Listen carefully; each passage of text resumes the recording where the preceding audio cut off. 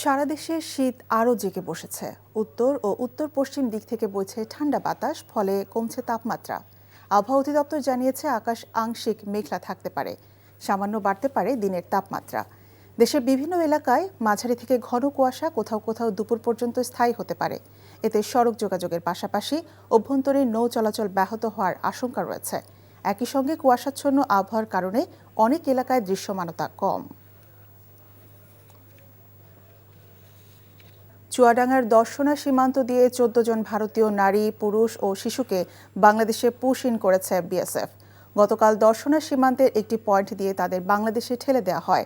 পরে তারা দর্শনা বাজার এলাকায় অবস্থান নেয়। পুশ ইন হওয়া ১৪ জনের মধ্যে ৬ জন নারী, ৬ জন পুরুষ ও ২ জন শিশু রয়েছে। পুশ ইন হওয়া সবাই অবাঙালি মুসলমান। তারা নিজেদের ভারতের উড়িষ্যা রাজ্যের বাসিন্দা বলে পরিচয় দিয়েছে।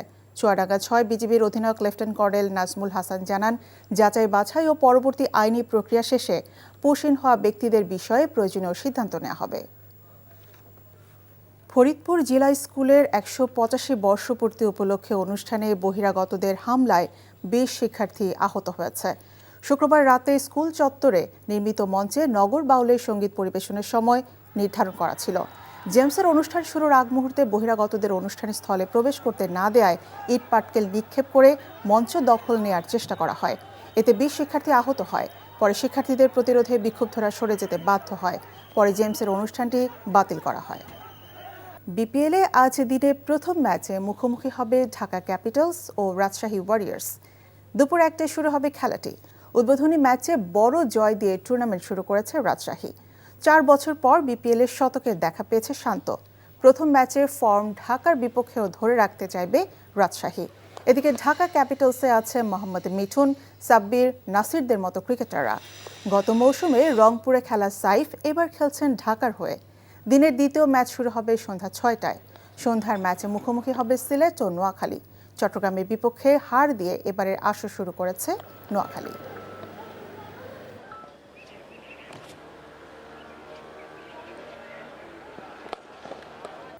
ঢাকা বিশ্ববিদ্যালয় এলাকায় শহীদ শরীফ ওসমান হাদির কবর জিয়ারত করেছেন বিএনপি ভারপ্রাপ্ত চেয়ারম্যান তারেক রহমান।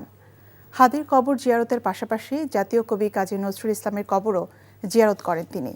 এ সময় বিএনপি মহাসচিব মির্জা ফখরুল ইসলাম আলমগীর সহ দলের সিনিয়র নেতারা তার সঙ্গে ছিলেন। তার আগমন উপলক্ষে শাহবাগে অবস্থান নেয় ছাত্র দলের নেতাকর্মীরা। এর আগে ১১টার দিকে গুলশানের বাসা থেকে বের হন তারেক রহমান। তিনি যে রাস্তা দিয়ে ঢাকা বিশ্ববিদ্যালয়ের কেন্দ্রীয় মসজিদের পাশে কবি কাজী নজরুল ইসলাম ও ওসমান হাদির কবরে আসেন, সেসব রাস্তায় পাশে দাঁড়িয়ে বিএনপি ও এর সহযোগী সংগঠনের নেতাকর্মীরা তাকে স্বাগত জানায়।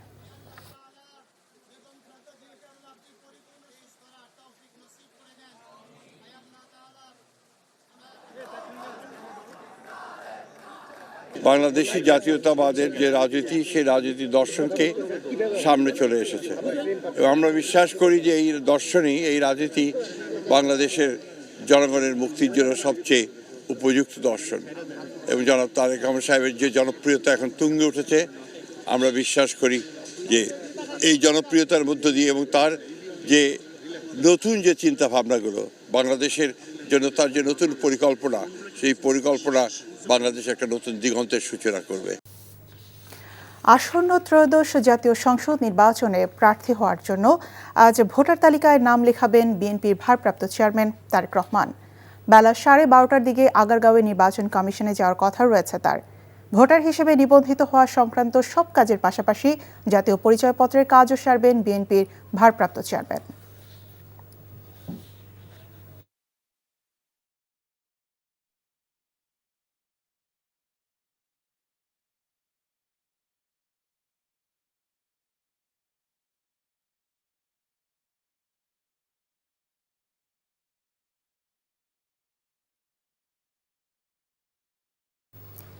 নির্বাচন কমিশনে আছেন আমাদের আরেক সহকর্মী নিয়ামুল আজিজ সাদেক। সাদেক, ভোটার হতে কখন আসবেন তারেক রহমান এবং কমিশনের প্রস্তুতি আপনি কেমন দেখছেন? সুরভি, কমিশনের প্রস্তুতি পুরোপুরি প্রস্তুত। কমিশন তাদের যে নিরাপত্তা, সেই নিরাপত্তা ব্যবস্থা কিন্তু ঢেলে সাজানো হয়েছে। আমরা দেখেছি বেশ কয়েকটি জায়গায় কিন্তু যান চলাচল সীমিত করা হয়েছে।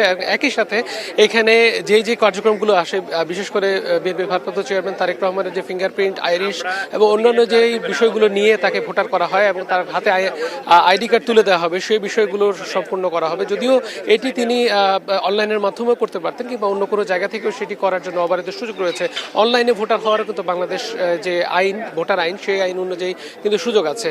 আর একই সাথে গতকালকে আমরা জানিয়েছিলাম যে কয়েকজন কমিশনার তারা বলেছেন যে তারেক রহমান আইনতভাবে তিনি ভোটার হতে কোনো ধরনের বাধা নেই। যদিও প্রাথমিকভাবে আমরা যেটি জানি যে 18 নভেম্বর যে চূড়ান্ত ভোটার তালিকা করা হয়েছে, সেই চূড়ান্ত ভোটার তালিকা অনুযায়ী যে গেজেটটি হয়েছে, সেই গেজেট অনুযায়ী যে ভোটাররা আছে তারাই মূলত এই জায়গায় ভোট দিতে পারবেন। এবং পরবর্তীতে নির্বাচন কমিশন চাইলে কিংবা যাদের বয়স, এ ধরনের একটি সুযোগ রাখা হয়েছিল একটি প্রজ্ঞাপনের মাধ্যমে, যাদের বয়স আসলে 18 বছর হবে কিংবা 25 বছর হবে নির্বাচন প্রার্থী হওয়ার জন্য, সেই বিষয়গুলো অবারিত করে রাখা হয়েছিল। সেই সুযোগেই কিন্তু আইনের মধ্যে থেকেই বিএনপির ভারপ্রাপ্ত চেয়ারম্যান তারেক রহমান তিনি ভোটার হওয়ার সুযোগ পাবেন এবং সেটিও বলা হয়েছিল। এর বাইরেও কিন্তু নির্বাচন কমিশন চাইলে যে কোনো আইনের মাধ্যমে বা তাদের যে নিজস্ব যে এখতিয়ার রয়েছে, সেই এখতিয়ারের মধ্যে কিন্তু ভোটার করতে পারেন। এ ধরনের বেশ কয়েকটি সুযোগ রয়েছে। আর এখন যেটি আপনাকে জানাতে চাই যে তিনি পথে রয়েছে, তারেক রহমান কিছুক্ষণের মধ্যে এখানে আসবেন এবং এই যে ভবনটি ইটিআই, সেই ইটিআই ভবনেই তিনি এসে তার যথাযথ কাজগুলো করবেন এবং তিনি তার আইডি কার্ড 2-1 দিনের মধ্যে, 24 ঘন্টার মধ্যে হাতে পাবেন বলে আমরা জানতে পেরেছি। তো এই ছিল সর্বশেষ অবস্থা। শুরু হয়। দর্শক, আমরা জানছিলাম তারেক রহমানের ভোটার হওয়া নিয়ে নির্বাচন কমিশনের প্রস্তুতির খবর। ইনকিলাব মঞ্চের মুখপাত্র শহীদ শরীফ ওসমান হাদির হত্যাকারীদের গ্রেফতার ও দ্রুত বিচার দাবিতে রাজধানীর শাহবাগের সড়ক অবরোধ অব্যাহত রাখার ঘোষণা দিয়েছে ইনকিলাব মঞ্চ। তবে হাদির কবর জিয়ারতে তারেক রহমানের কর্মসূচির প্রতি সম্মান দেখিয়ে কিছু সময়ের জন্য শাহবাগ থেকে সরে গিয়ে তারা আজিজ সুপারমার্কেটের সামনে অবস্থান নেয়। হত্যাকারী গ্রেফতার না হওয়া পর্যন্ত অবস্থান অব্যাহত রাখার কথা জানিয়েছে ইনকিলাব মঞ্চ।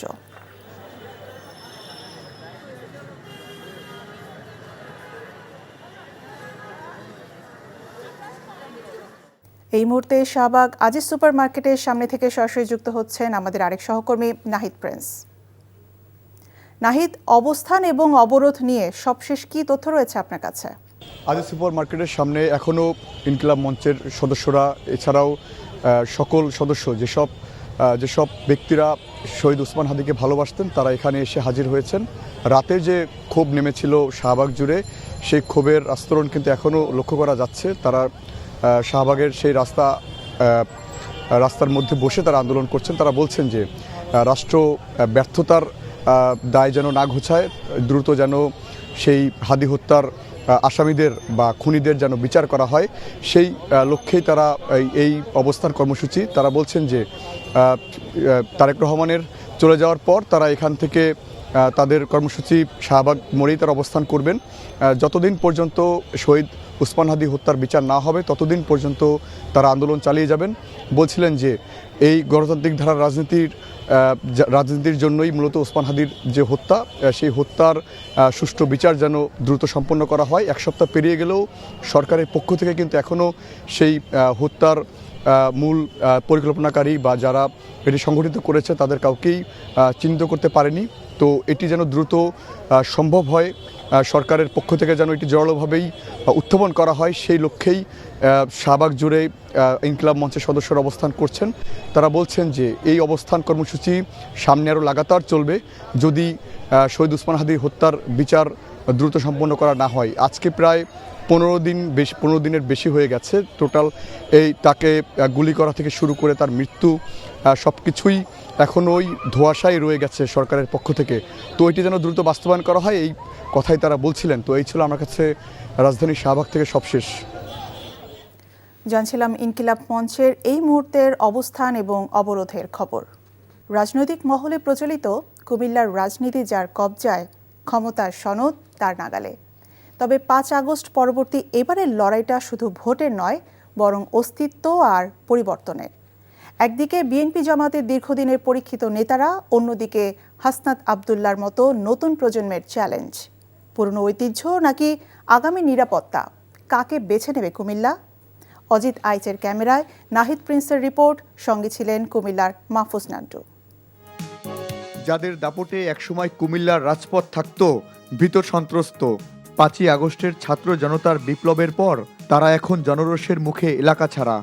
সদর আসনে বাহাউদ্দিন বাহার থেকে লাকসামের তাজুল ইসলাম, যাদের একক আধিপত্যে অন্য সব রাজনৈতিক কণ্ঠ স্তব্ধ হয়ে গিয়েছিল, তাদের প্রস্থানে কুমিল্লায় কয়েক দশকের একচ্ছত্র বলয়ের অবসান ঘটেছে।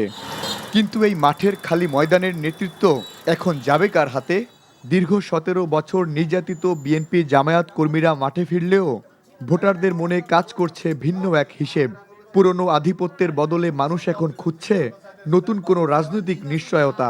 বর্তমান যে সরকার নির্বাচিত হয়ে ক্ষমতা বসবে, এই সরকার যদি এই জনগণের প্রতি যদি একটু সহানুভূতি দেখায়। মারামারি হানাহানি আমরা এটি চাই না। জামাত আসুক, বিএনপি আসুক, যে দলে আসুক, আমরা সুষ্ঠু নির্বাচন চাই। এক নজরে কুমিল্লার নির্বাচনী মানচিত্র। এখানে মোট ভোটার সংখ্যা 48,60,385 জন। এর মধ্যে পুরুষ ভোটার 25,49,205 জন, নারী ভোটার 23,21,101 জন, তৃতীয় লিঙ্গের ভোটার সংখ্যা 29 জন।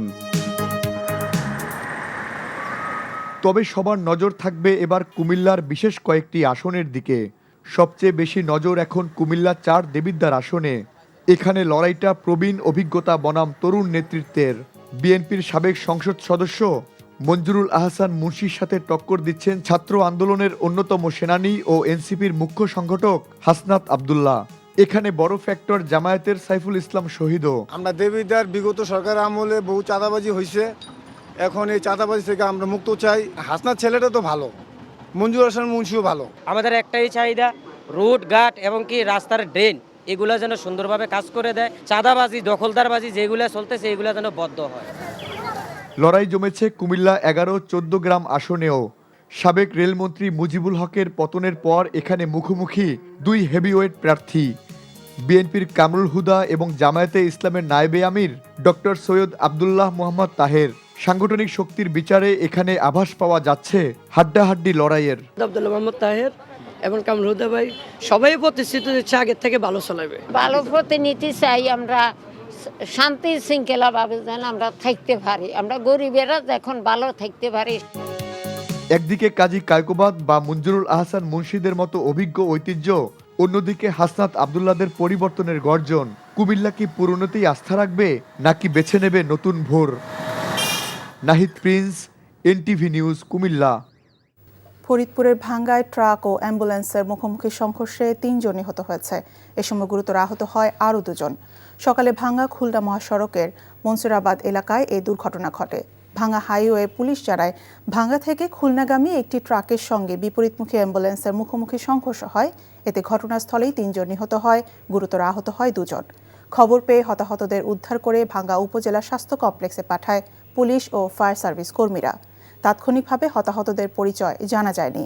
এদিকে গতরাতে ঘন কুয়াশায় ঢাকা মাওয়া এক্সপ্রেসওয়েতে মুন্সিগঞ্জের শ্রীনগরের সড়কে থেমে থাকা পণ্য বোঝাই ট্রাকের পেছনে নিয়ন্ত্রণ হারিয়ে একটি যাত্রীবাহী বাসের সংঘর্ষ হয়। এতে অন্তত 10 জন আহত হয়। এর মধ্যে বাস চালক সহ 2 জনের অবস্থা আশঙ্কাজনক বলে জানিয়েছে ফায়ার সার্ভিস। সব জল্পনা কল্পনার অবসান ঘটিয়ে ভোটার হলেন বিএনপির ভারপ্রাপ্ত চেয়ারম্যান তারেক রহমান। 17 বছর নির্বাসিত জীবন থেকে দেশে ফিরে আজ দুপুরে নির্বাচন কমিশন সচিবালয়ে গিয়ে তিনি জাতীয় পরিচয়পত্র ও ভোটার হিসেবে নিবন্ধন করেন। ভোটার তালিকা আইন অনুযায়ী তারেক রহমানের ভোটার হতে কোনো আইনগত বাধা ছিল না। ত্রয়োদশ জাতীয় সংসদ নির্বাচনে বগুড়া 6 আসন থেকে বিএনপির প্রার্থী হিসেবে প্রতিদ্বন্দ্বিতা করার কথা রয়েছে তার। তারেক রহমানের পাশাপাশি তার মেয়ে ব্যারিস্টার জাইমা রহমানও আজ ভোটার নিবন্ধন সম্পূর্ণ করেছেন। এর আগে গত 23 জুন তারেক রহমানের স্ত্রী ডাক্তার জোবায়া রহমান জাতীয় ভোটার তালিকায় অন্তর্ভুক্ত হন।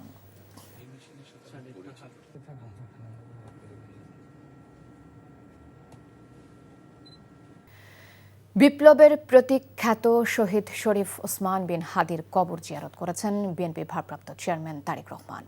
হাদির প্রতি ফুলেল শ্রদ্ধা নিবেদন করেন তিনি। পরে জাতীয় কবি কাজী নজরুল ইসলামের কবরও জিয়ারত করেন তারেক রহমান। বিএনপি নেতারা মনে করেন দেশ গঠনে বিএনপির ভারপ্রাপ্ত চেয়ারম্যানের পরিকল্পনা নতুন দিগন্তের সূচনা করবে, জানাচ্ছেন হাসান মাহমুদ।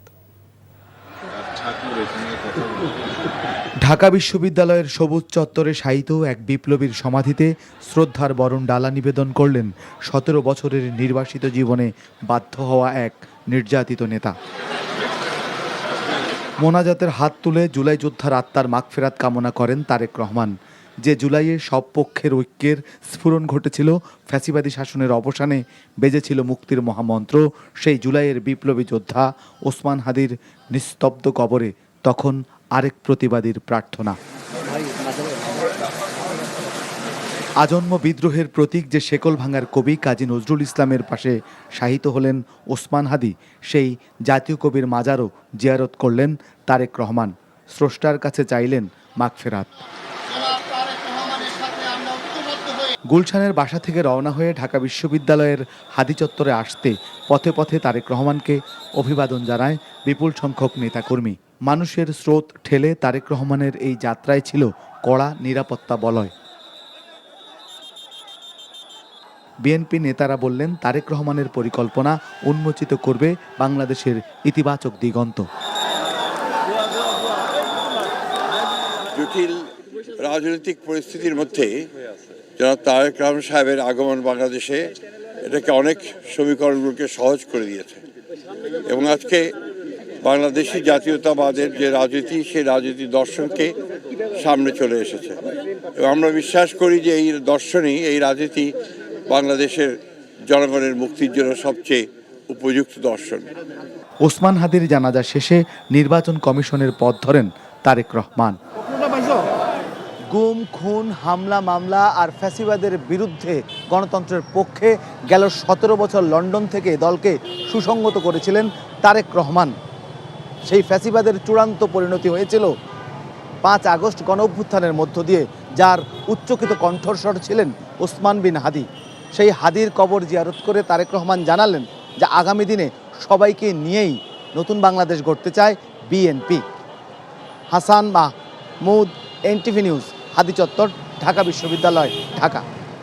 দর্শক, বিএনপি ভারপ্রাপ্ত চেয়ারম্যান তারেক রহমান সকালে গুলশানের বাসা থেকে বের হয়ে সৈয়দ ওসমান হাদির কবর জিয়ারত করেন, পাশাপাশি কাজী নজরুল ইসলামের কবর জিয়ারত করেন। সেখান থেকে নির্বাচন কমিশন অফিসে গিয়ে নিবন্ধন প্রক্রিয়া সম্পন্ন করেন, ভোটার নিবন্ধন প্রক্রিয়া, এবং সেখান থেকে তারেক রহমানের কবর জিয়ারত করেন তিনি। তার গাড়ি বহরে আছেন আমাদের সহকর্মী ইফতেখার রেজা, যুক্ত হচ্ছে তার সাথে। ইফতেখার, তারেক রহমান, আরাফাত রহমান কোকোর কবর জিয়ারত শেষ করেছেন, এখন গাড়ি বহর কোথায় আছে এবং পরের কর্মসূচি সম্পর্কে আমাদের জানান।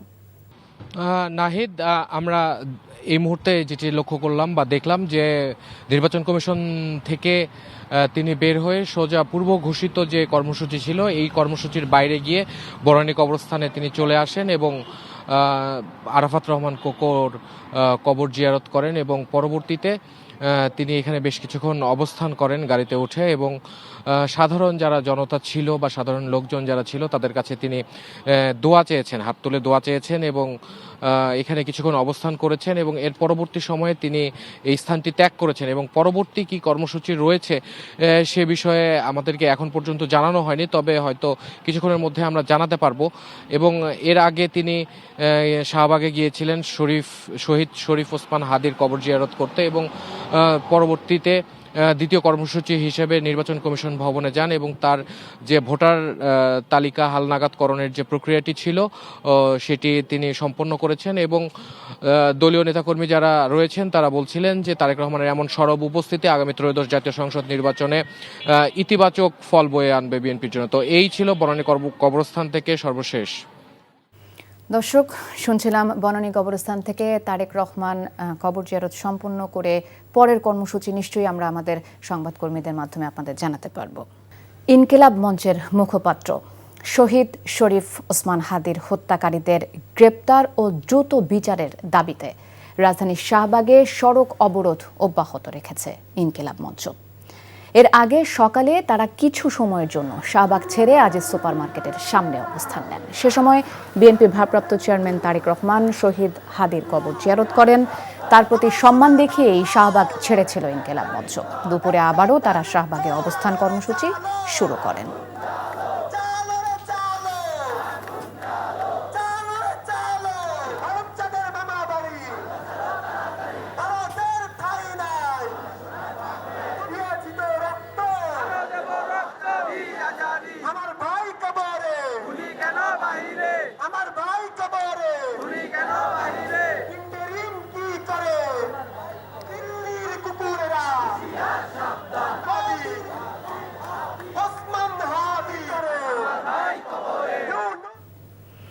দর্শক, এই মুহূর্তে শাহবাগ থেকে সরাসরি যুক্ত হচ্ছেন staff correspondent Nahid Prince.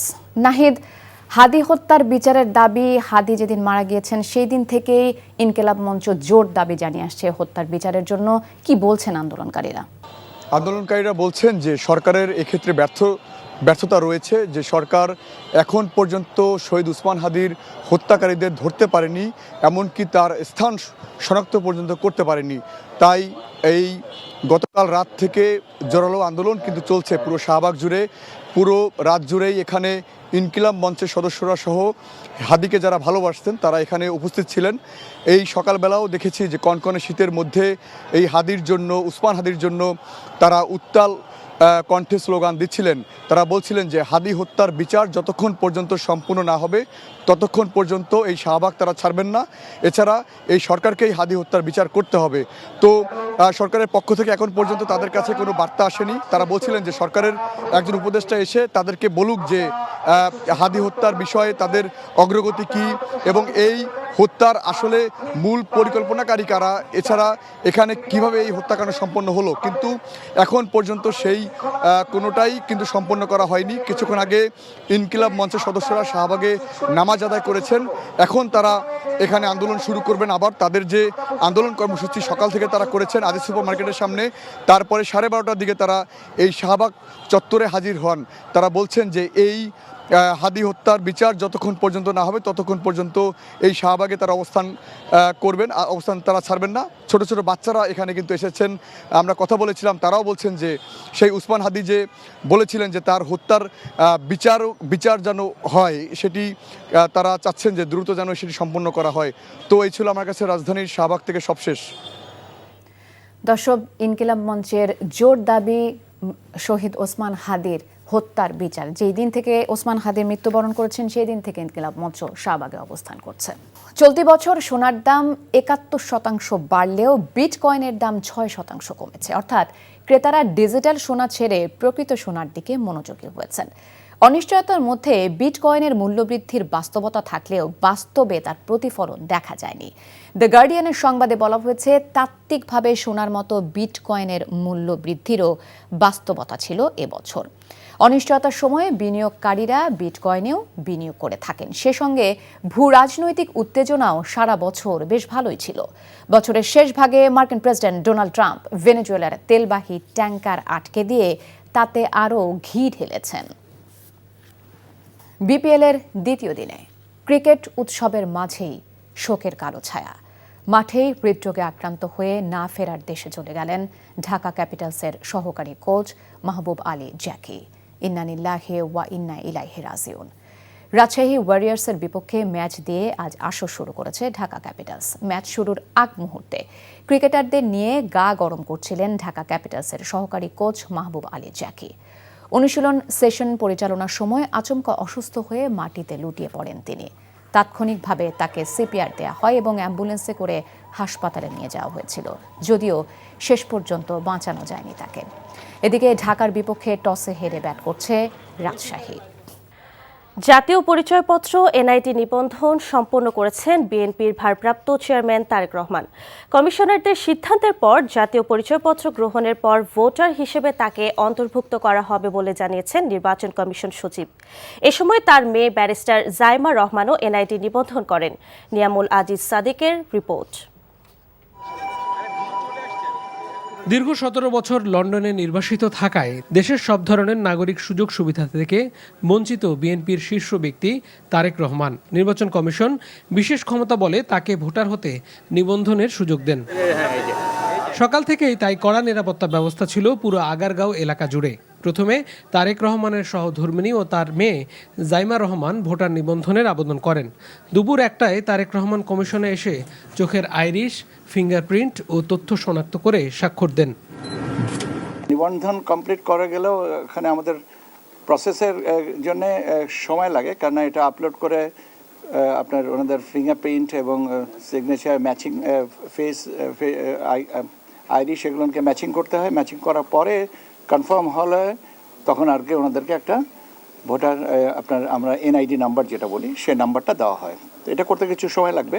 Tarique রহমানকে ভোটার হতে পুরো কমিশনের সম্মতি লাগবে বলে জানিয়েছেন সচিব। বলেন, সম্মতি পেলে 24 ঘন্টার মধ্যে অতিরিক্ত ভোটার তালিকায় তিনি অন্তর্ভুক্ত হবেন।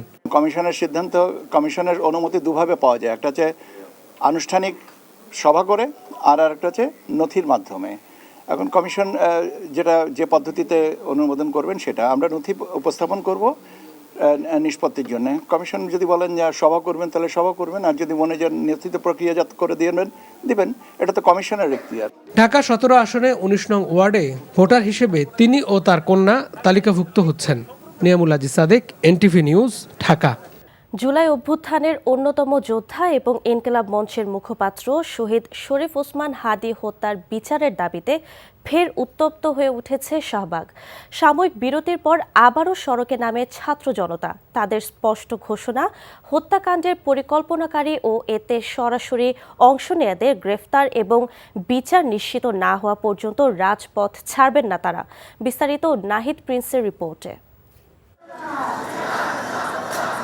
শীতের দুপুরে রোদের তেজ যতটা না প্রখর, তার চেয়েও বেশি উত্তাপ ছড়াচ্ছে শাহবাগের এই জমায়েত।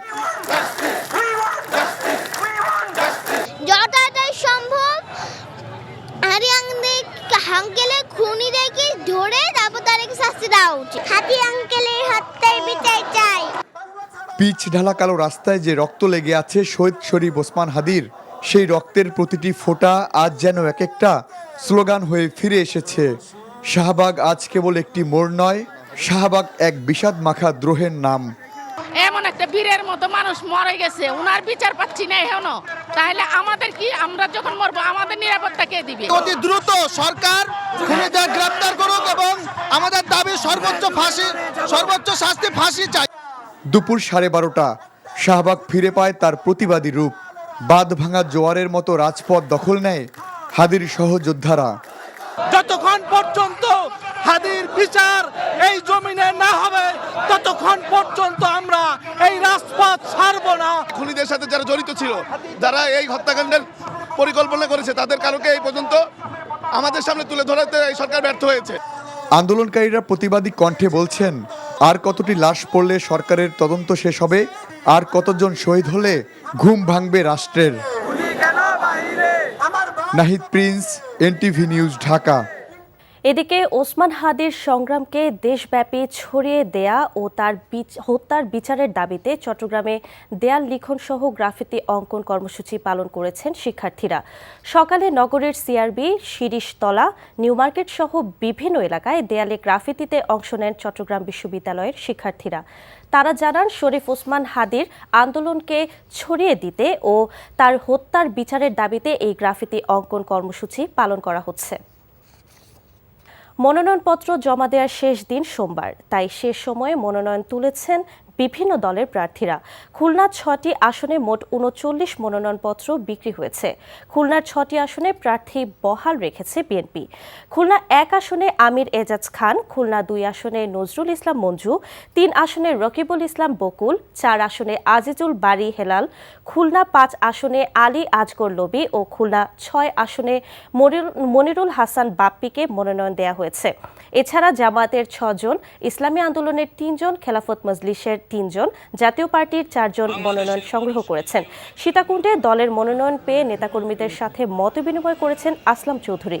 চট্টগ্রাম 4 আসন থেকে তাকে মনোনয়ন দেওয়া হয়েছে। চুয়াডাঙ্গা 1 আসন থেকে ইসলামী আন্দোলন বাংলাদেশের জহুরুল ইসলাম, 2 আসন থেকে হাসানুজ্জামান সজীব মনোনয়ন সংগ্রহ করেছেন। এছাড়া এবি পার্টির আলমগীর হোসেন ও মনোনয়ন সংগ্রহ করেছেন। জামালপুরে 46 জন প্রার্থী মনোনয়ন সংগ্রহ করেছেন। বর্তমান অন্তর্বর্তীকালীন সরকার কোনো দলের বা কারো পক্ষে নয় বলে জানিয়েছেন পররাষ্ট্র উপদেষ্টা মোহাম্মদ তৌহিদ হোসেন। দুপুরে ভোলায় ভোটের গাড়ি ক্যারাভ্যানের উদ্বোধন অনুষ্ঠানে এসব কথা বলেন তিনি। জানান, আগামী বছরের 12 ফেব্রুয়ারির জাতীয় সংসদ নির্বাচনকে উৎসব মুখর পরিবেশে অনুষ্ঠিত করতে হবে।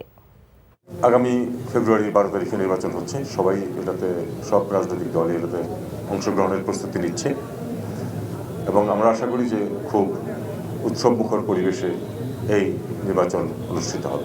এবার আমাদের লক্ষ্যটা হচ্ছে যে ভোট দিতে চাইবে অথচ দিতে পারবে না, প্রতিনিধি নির্বাচন করতে চাইবে অথচ সেই প্রতিনিধির দেখা পাবে না, এরকম পরিবেশ যেন সৃষ্টি হয়, এটাই ছিল লক্ষ্য। নির্বাচন সুষ্ঠুভাবে হবে, যারা নির্বাচনকে বানচাল করার চেষ্টা করবে তাদের প্রতিহত করা হবে বলে জানিয়েছেন শিল্প উপদেষ্টা আদিলুর রহমান খান। মাদারীপুরের মঠের বাজার এলাকায় জুলাই আন্দোলনে নিহত শহীদ নাইমুর রহমানের কবর জিয়ারত শেষে তিনি এসব কথা বলেন। এর আগে উপদেষ্টা শহীদ মামুনের কবর জিয়ারত করেন, জুলাই স্মৃতিস্তম্ভে ফুল দিয়ে শ্রদ্ধা জানান। এ সময় উপদেষ্টা বলেন, সরকার চেষ্টা করছে বাংলাদেশের মানুষকে নিরাপত্তা দেওয়ার জন্য। দেশের মানুষ আগামী নির্বাচন যাতে সুষ্ঠুভাবে হয় সেজন্য সহযোগিতা করবে বলেও আশা প্রকাশ করেন তিনি।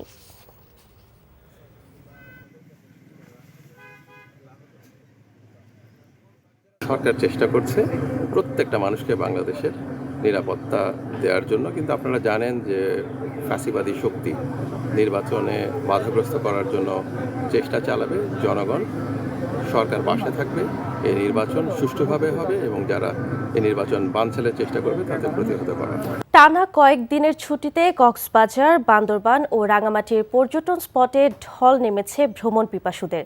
বছরের শেষ সময়ে পর্যটন নগরীতে এসে পাহাড় আর সমুদ্রের নীল জলের ছোঁয়ায় আনন্দে মেতেছে পর্যটকরা। তাদের আগমনে খুশি ব্যবসায়ীরাও। ওয়ালিউল্লাহ অলির ডেস্ক রিপোর্ট। বিশ্বের দীর্ঘতম সমুদ্র সৈকত কক্সবাজার, একদিকে পাহাড়, অন্যদিকে সাগর। তাই তো ছুটি পেলেই পর্যটকরা ছুটে আসেন এই বিশাল সাগরের নীল জলরাশির ছোঁয়া পেতে। বছরের শেষ সময়ে টানা ছুটিতে পরিবার পরিজন নিয়ে সবাই ছুটে এসেছেন কক্সবাজার সৈকতে। ঘুরে বেড়াচ্ছেন ইনানি, হিমছড়ি, দরিয়ানগর, প্রবালদ্বীপ, সেন্ট মার্টিন সহ বিভিন্ন পর্যটন স্পটে।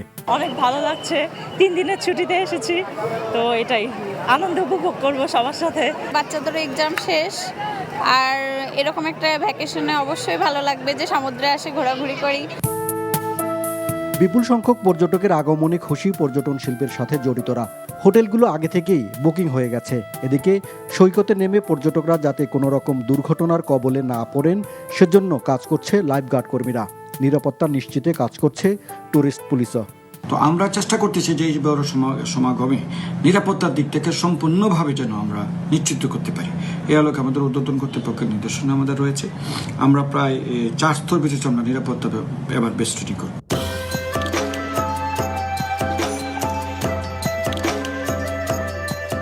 বিস্তীর্ণ পাহাড়, আকাশ ও মেঘের মিতালি, হাতের নাগালে অনায়াসে মেঘের ছোঁয়া পেতে ঝুলন্ত সেতু, নীলাচল সহ নজর কাড়া মনোমুগ্ধকর পর্যটন স্পটগুলো প্রকৃতি প্রেমীদের সহজেই কাছে টানছে। দীর্ঘদিন পর চেনা রূপে ফিরেছে পর্যটন নগরী বান্দরবানের সবগুলো পর্যটন কেন্দ্র। দেশের বিভিন্ন প্রান্ত থেকে পরিবার পরিজন নিয়ে অবকাশ যাপনে পর্যটকরা ভিড় করছেন বান্দরবানের দর্শনীয় স্থানগুলোতে। ফ্যামিলি নিয়ে আসছি, ঘুরতে আসছি, খুবই ভালো লাগছে। দেশের বিনোদনের অন্যতম জনপ্রিয় স্পট রাঙামাটির সাজেক এখন পর্যটকদের দখলে। সাজেকের হোটেল মোটেলের প্রায় শতভাগ কক্ষ ভাড়া হয়ে গেছে। ছুটির দিনে প্রতিদিন গড়ে প্রায় 3000 পর্যটক ভ্রমণ করছে মেঘ পাহাড়ের সাজেক ভ্যালিতে। পর্যটকের এমন উপস্থিতিতে খুশি ব্যবসায়ীরাও। ওয়ালিউল্লাহ অলি, এনটিভি নিউজ ডেস্ক। কিশোরগঞ্জের ঐতিহ্যবাহী পাগলা মসজিদের 13টি লোহার দান বাক্স খুলে 3 মাস 27 দিনে মিলেছে 35 বস্তা টাকা। এখন চলছে গণনার কাজ। সকালে জেলা প্রশাসক ও পাগলা মসজিদ পরিচালনা কমিটির সভাপতি মোহাম্মদ আসলাম মোল্লা এবং police super doctor SM Farhad হোসেনের উপস্থিতিতে দান বাক্সগুলো খোলা হয়। পরে 35টি বস্তায় ভরে এসব টাকা নেওয়া হয় ওই মসজিদের দোতলায়। টাকা ছাড়াও বরাবরের মতো স্বর্ণ, রূপা, বিভিন্ন দেশের মুদ্রা পাওয়া গেছে সিন্ধুকে। আইনশৃঙ্খলা বাহিনীর কড়া নিরাপত্তায় টাকাগুলোর গণনা করছেন। বগুড়ায় বিনা নোটিশে মাছের আড়তে রেলওয়ে কর্তৃপক্ষের তালা ঝুলিয়ে দেয়ায় সড়কে আড়ত বসিয়েছে ব্যবসায়ীরা। এতে সকাল থেকে সন্ধ্যা পর্যন্ত সড়কে তীব্র যানজটের সৃষ্টি হচ্ছে। ফলে স্কুল কলেজগামী শিক্ষার্থী, সাধারণ পথচারীরা চলাচলে পড়েছেন চরম ভোগান্তিতে। ব্যবসায়ীরা জানান, কোনো ধরনের পূর্ব নোটিশ ছাড়াই রেলওয়ে কর্মকর্তারা চাষি বাজারের মাছের আড়তে তালা ঝুলিয়ে দেয়। এতে হঠাৎ করেই তাদের ব্যবসা বন্ধ হয়ে যায়। জীবিকার তাগিদে তারা বাধ্য হয়ে ফতেহ আলী ব্রিজের রাস্তায় মাছের আড়ত বসায়। মায়ানমারে জ্বালানি তেল ও সিমেন্ট পাচারের চেষ্টা। বোটসহ 11 জনকে আটক করেছে বাংলাদেশ নৌবাহিনী।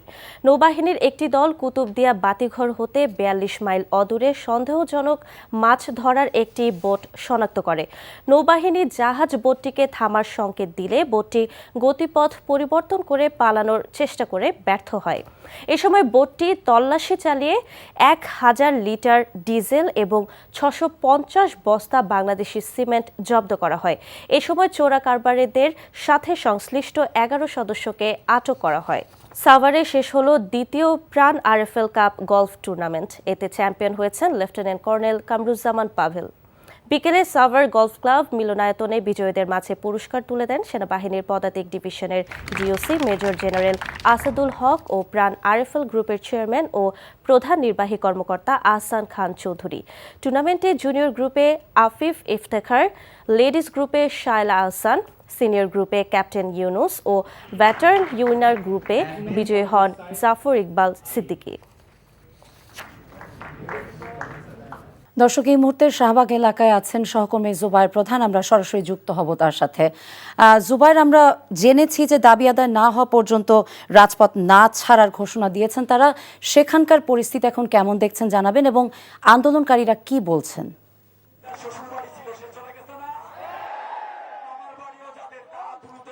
ফারজানা, দাবি আদায়ের লক্ষ্যে কিন্তু শাহবাগ এলাকা উত্তাল রয়েছে। তারা যেটি বলছেন যে দাবি না মানা পর্যন্ত তাদের যে অবস্থান, এইখানে এই শাহবাগ মোড়ে তারা কিন্তু অবস্থান করবেন। একই সাথে এখানে তারা কিন্তু স্লোগানে তাদের যে প্রতিবাদী অবস্থান, তাদের যে স্লোগান, সেটি কিন্তু তারা এখানে দিচ্ছেন। আমরা দেখছি যে পিছন থেকে শুরু করে তারা এখানে যে তাদের যে অবস্থান, সেটি কিন্তু তারা জানান দিচ্ছেন। এবং জানিয়ে রাখি যে গতকাল জুম্মার নামাজের পরই কিন্তু তারা এখানে অবস্থান নিয়েছেন। এখানে আমরা যেমন দেখছি যে নারীদের যেমন অবস্থান রয়েছে, শিশুদের অবস্থান রয়েছে, একই সাথে পুরুষ যারা রয়েছেন, সর্বস্তরের মানুষের উপস্থিতি কিন্তু এই শাহবাগ মোড়ে কিন্তু রয়েছে।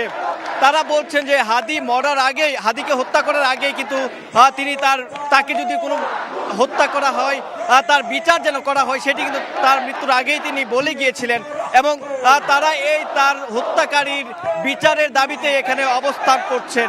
হাদি কিন্তু কালচারাল ফ্যাসিজম, আওয়ামী যে গণহত্যা, আওয়ামী লীগের বিরুদ্ধে এবং তিনি ভারতীয় আধিপত্যবাদের বিরুদ্ধে তার যেই হুঁশিয়ারি উচ্চারণ, সেটি কিন্তু এই শরীফ উসমান হাদি তিনি কিন্তু করে গিয়েছিলেন। এবং তার এই বিচার, তাকে যে হত্যা করা হয়েছে এতদিন পরেও এই বিচার কাজ না হওয়াতে এখানে যারা জড়ো হয়েছেন তারা কিন্তু ক্ষোভ প্রকাশ করছেন। এবং একই সাথে তারা কিন্তু স্লোগানে পুরো শাহবাগ এলাকা উত্তাল করে রেখেছেন। তারা বিভিন্ন স্লোগান ধরছেন। আপনারা দেখতেই পাচ্ছেন যে এখানে উত্তাল জনতা তারা কিন্তু এখানে রয়েছে এবং তারা তাদের পক্ষ থেকে ভারতীয় আধিপত্যবাদের বিরুদ্ধে যেমন স্লোগান ধরছেন, একই সাথে কালচারাল ফ্যাসিজমের বিরুদ্ধেও স্লোগান কিন্তু ধরছেন এবং বিভিন্ন গান দিয়ে, হাদির বিভিন্ন ভাষণের মাধ্যমে এখানে যারা উপস্থিত তাদেরকে কিন্তু উজ্জীবিত রাখার একটা চেষ্টা কিন্তু এখানে রয়েছে এবং দাবি না মানা পর্যন্ত তাদের এই উপস্থিতি এখানে থাকবে। তো ফারজানা, শাহবাগ থেকে এই ছিল আমার কাছে সবশেষ। গণ অধিকার পরিষদের সাধারণ সম্পাদক রাশেদ খান তার দল ছেড়ে বিএনপিতে যোগ দিয়েছেন। আজ আনুষ্ঠানিকভাবে বিএনপিতে যোগদানের পর আগামী জাতীয় সংসদ নির্বাচনে ঝিনাইদহ ৪ সংসদীয় আসনে তার নামে দলীয় মনোনয়ন ঘোষণা করেন বিএনপি মহাসচিব মির্জা ফখরুল ইসলাম আলমগীর। ফলে জেলার কালীগঞ্জ এবং সদর উপজেলার অংশবিশেষ নিয়ে গঠিত ঝিনাইদহ ৪ আসনে ধানের শীষ প্রতীকে নির্বাচন করতে যাচ্ছেন রাশেদ খান। সাদরিনা খন্দকারের রিপোর্ট। দলীয় শৃঙ্খলা ভঙ্গের অভিযোগে গণ অধিকার পরিষদের সাধারণ সম্পাদক পদ থেকে বহিষ্কারের পরদিন শনিবার সংগঠনের সভাপতি বরাবর চিঠি দিয়ে দল থেকে পদত্যাগ করেছেন রাশেদ খান। দুপুরে রাজধানীর গুলশানে বিএনপি চেয়ারপারসনের কার্যালয়ে দলের মহাসচিব মির্জা ফখরুল ইসলাম আলমগীরের হাতে ফুল দিয়ে আনুষ্ঠানিকভাবে বিএনপিতে যোগ দেন তিনি। দলে যোগদান অনুষ্ঠানে ঝিনাইদহ ৪ সংসদীয় আসনে ধানের শীষ প্রতীকে রাশেদ খানকে বিএনপির দলীয় প্রার্থী হিসেবে মনোনয়নের ঘোষণা দেন মির্জা ফখরুল। বাংলাদেশ জাতীয়তাবাদী দল সিদ্ধান্ত নিয়েছে যে ঝিনাইদহ ৪ আসন, যেটা ঝিনাইদহ সদর এবং কালীগঞ্জ থানা নিয়ে, এই আসনে মোহাম্মদ রাশেদ খানকে ধানের শীষ প্রতীকে নির্বাচন করার জন্য মনোনয়ন দেওয়া হচ্ছে। ফ্যাসিবাদ বিরোধী আন্দোলনে রাশেদ খানের অবদান ইতিহাসে স্মরণীয় হয়ে থাকবে উল্লেখ করে দলে যোগ দেওয়ায় স্বাগত জানান বিএনপি নেতা সালাউদ্দিন আহমেদ। দেশের ছাত্র সমাজের দাবি মানতে তৎকালীন স্বৈরাচারী সরকার বাধ্য হয়েছিল। সেই ভূমিকায় রাশেদ খানের নাম আমাদের ইতিহাসে জল করে জ্বলবে, উজ্জ্বল থাকবে। আগামীর বাংলাদেশ হবে মেধাভিত্তিক, জ্ঞান নির্ভর, প্রযুক্তি নির্ভর বাংলাদেশ। সেই লক্ষ্যেই আমরা রাশেদ খানকে আমরা স্বাগতম জানাচ্ছি। দলে যোগ দিয়ে রাশেদ খান বলেন, নতুন দেশ গঠনে সংস্কার, বিচার ও সুষ্ঠু নির্বাচনে তারেক রহমানের নেতৃত্ব গুরুত্বপূর্ণ ভূমিকা রাখবে। তারেক রহমানের নেতৃত্বে দেশ ও মানুষের জন্য কাজ করার প্রতিশ্রুতি দেন তিনি। আমি মনে করি নতুন বাংলাদেশ গঠনে তার নেতৃত্ব দেশ এবং জনগণের জন্য অত্যন্ত প্রয়োজন। আমি বিশ্বাস করি সংস্কার, বিচার এবং সুষ্ঠু নির্বাচনের ক্ষেত্রে জনাব তারেক রহমান গুরুত্বপূর্ণ ভূমিকা রাখবেন। আমি রাশেদ খান আজকে বিএনপিতে যোগদান করেছি এবং জনাব তারেক রহমানের নেতৃত্বে ইনশাআল্লাহ দেশ এবং জনগণের জন্য সংগ্রাম করে যাব, কাজ করে যাব। সাদরিনা খন্দকার, এনটিভি নিউজ, ঢাকা। তড়িঘড়ি করে শেষ হলো নারী লীগের দল বদল। একদিন সময় বেশি পেল, শেষ মুহূর্ত পর্যন্ত দল বদলে ব্যস্ত সময় পার করতে হয়েছে ক্লাবগুলোকে। 11 দল নিয়ে 29 ডিসেম্বর থেকে লীগ শুরু হবে এবং শেষ হবে 31 জানুয়ারি। বয়সভিত্তিক পর্যায়ের উন্নয়নকে গুরুত্ব দিতে অনূর্ধ্ব 17 এবং অনূর্ধ্ব 20 দলের খেলোয়াড়দের সেরা একাদশে রাখাকে বাধ্যতামূলক করা হয়েছে। তারা বদলি হলে তাদের স্থলাভিষিক্ত খেলোয়াড়ও একই বয়সভিত্তিক হতে হবে। ক্লাবগুলো সর্বোচ্চ 2 বিদেশি ফুটবলার নিবন্ধন এবং মাঠে নামানোর সুযোগ পাবে। ফিফা কানেক্টের মাধ্যমে অনলাইনে এবারের খেলোয়াড় নিবন্ধন করতে হয়েছে। 14 ডিসেম্বর থেকে শুরু হওয়া দল বদল সব মিলিয়ে মাত্র 11 দিনে শেষ হয়। কিছুটা ভোগান্তিতেও পড়তে হয় ক্লাবগুলোকে। লিগের প্রতিটি ম্যাচের ভেন্যু কমলাপুর স্টেডিয়াম।